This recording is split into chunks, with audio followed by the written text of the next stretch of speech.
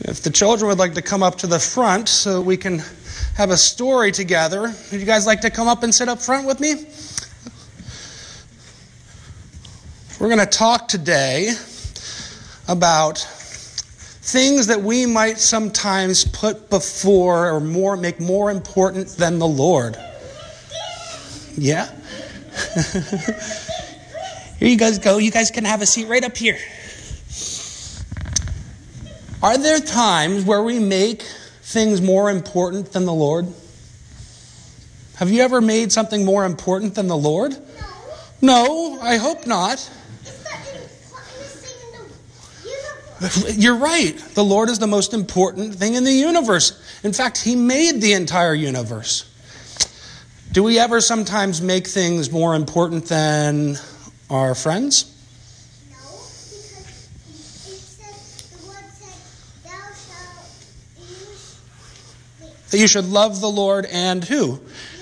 your neighbor. Your neighbor. Very good. So you have these are the right answers. Have you ever gotten grumpy because your parents took something away from you? Yeah. And have you ever gotten so angry that you kind of were mad at them? We can get angry at our parents when that happens. That happens a lot. And what does that sometimes mean? Maybe that thing feels more important than perhaps the people that we love. Sometimes we get so angry at them. You took my thing. And that thing becomes more important than actually loving the other person sometimes. And maybe just for a moment, we start thinking of that thing, whatever it is, as more important than the people that we love. And sometimes we can even do that to the point where we make those things more important than the Lord Himself, even though we know better. Well, who do you think would know better than a king of Judah? You'd think a king of Judah would know what was the most important thing, right? Because he's the king. Well, this particular king, the first one we're going to read about, he kind of didn't know any better. And his name was Ahaz. And then we're going to talk about his son, who took over, named Hezekiah. And we're going to look at the difference between these two kings. So in chapter 16 of the second book of Kings, it says, in the 17th year of Pekah, the son of Remaliah, Ahaz, the son of Jotham, became king of Judah. He began to reign. Ahaz was 20 years old when he became king, and he reigned 16 years in Jerusalem. And he did not do what was right. He did not do what was right in the sight of the Lord, as his father David had done. Instead, he walked in the way of the kings of Israel, and he made his son pass through the fire, according to the abominations of the nations whom the Lord had cast out from the children of Israel. And he sacrificed burnt incense in high places and on the hills and under every green tree. So it says he wasn't doing what the Lord told him. And here's one of the worst things that he did. Now, King Ahaz went to Damascus, so he traveled to another country called Assyria to meet with the king there. His name was Tiglath-Pileser. Do you guys want to try to say that name with me? Tiglath-Pileser. Isn't that an awesome name? Tiglath-Pileser. And actually, his grandson, it gets more fun because then he's Tiglath-Pileser III.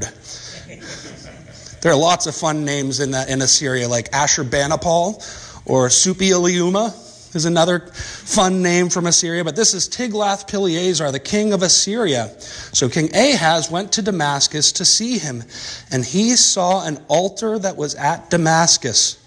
And King Ahaz went to Uriah the priest to design with the design of the altar and its pattern according to all of its workmanship.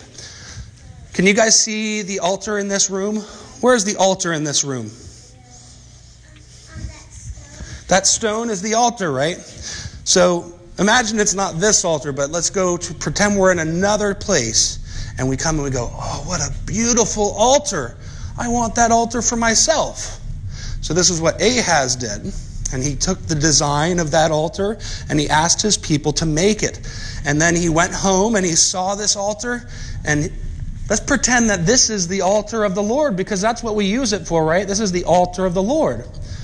Well, Ahaz took this other altar and set it up right in front to make it more important.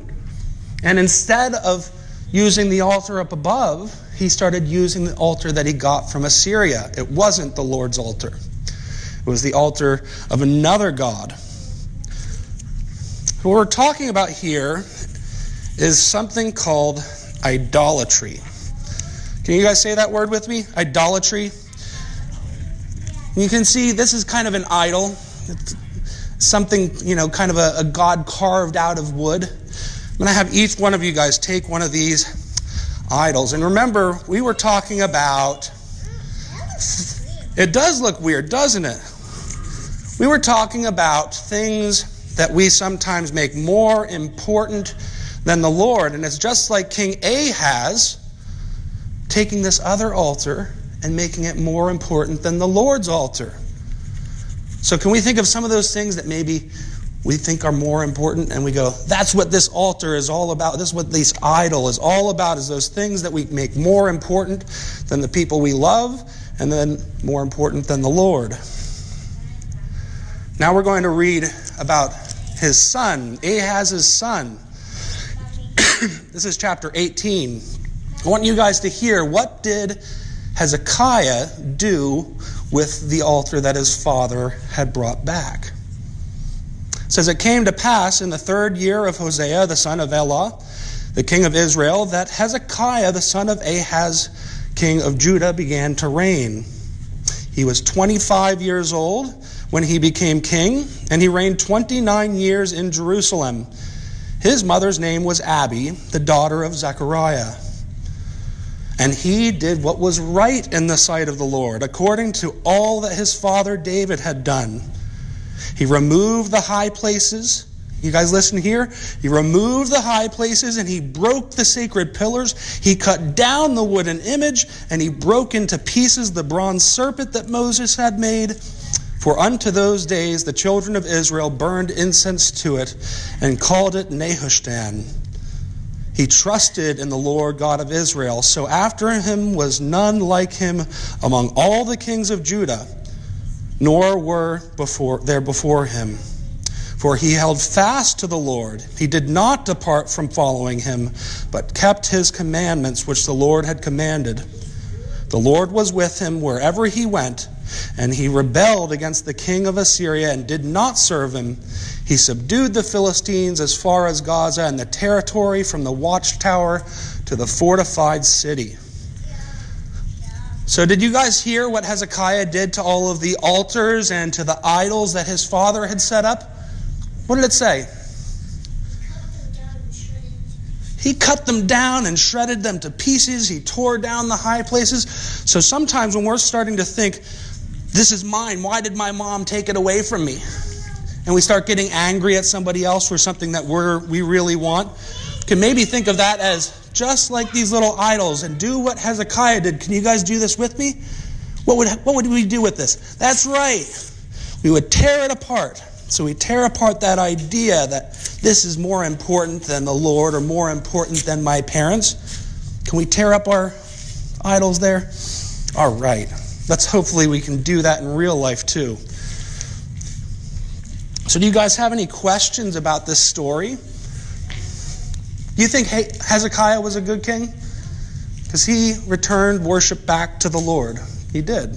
By taking down all of these things that took us away from the Lord.